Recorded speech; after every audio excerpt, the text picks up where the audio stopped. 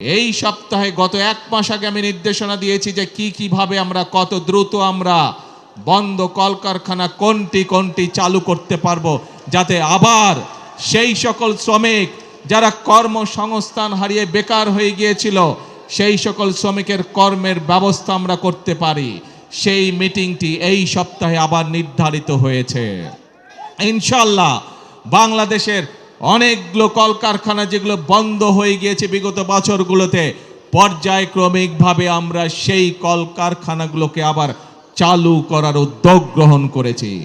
প্রিয় ভাই বোনেরা, শুধু এই বন্ধ কলকারখানা চালু হলেই সকল শ্রমিকের কর্মসংস্থানের ব্যবস্থা হবে না। আমরা জানি এই শ্রমিকদের পাশাপাশি আরো বহু লক্ষ হাজারো লক্ষ বেকার এখন এই দেশে রয়ে গিয়েছে, যাদের জন্য দেশে আমাদের কর্মসংস্থানের ব্যবস্থা করতে হবে, যাদের জন্য একই সাথে আমাদেরকে বিদেশেও কর্মসংস্থানের ব্যবস্থা করতে হবে।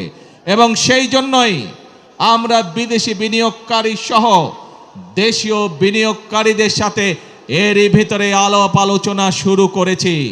আমরা তাদেরকে উৎসাহ প্রদান করছি, আমরা তাদের বিভিন্ন সমস্যা সমাধানের চেষ্টা করছি, যাতে করে সেই বিনিয়োগকারীরা সে দেশেই হোক অথবা বিদেশেই হোক এই দেশে কলকারখানা তৈরি করে।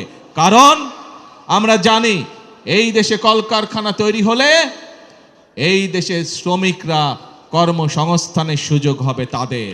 আমরা জানি শ্রমিকরা যদি ভালো থাকে তাহলে বাংলাদেশ ভালো থাকবে। আমরা জানি কৃষকরা যদি ভালো থাকে তাহলে এই বাংলাদেশ ভালো থাকবে।